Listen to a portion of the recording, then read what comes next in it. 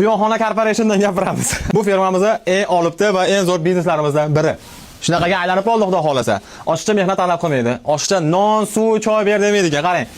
Shunday yemni olasiz. Shapada solasiz.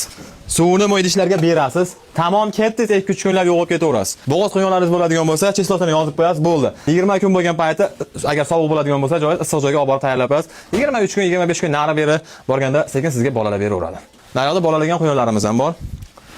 Bu yerda xo'razlarimiz bor, naryoqda makonlarimiz bor. Xo'razlar bilan bitta tanishtirib o'taman.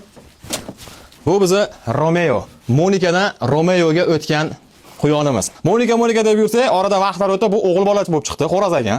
Keyin Romeo deb qo'yardim. Eng olibda quyonlarimizdan biri. Ya'ni karlik baran. Karlik baranda juda ham turi ko'p bo'ladi. Juda ham yupqa, kalta va basharasi işte do'mpeshana bo'ladi. Asosan ajratadigan va zoti buzilmaganlarini, hali buzilmaganlarini ajratadigan joyi mana shu peshanasi hisoblanar ekan. Bunaqa kalta, kallasi kichkina, bunda bunaqa puchoqroq bo'lib tursa, nasib bu olibtalardan biri hisoblanar ekan.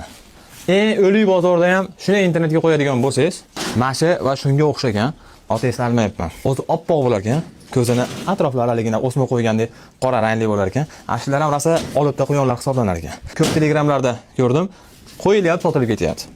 Aynan bunaqalar emas, shunga o'xshaganlari. Bu ham shularning qatorida, xudo xolasa. Asalligini ko'rdingizmi? Asalcha.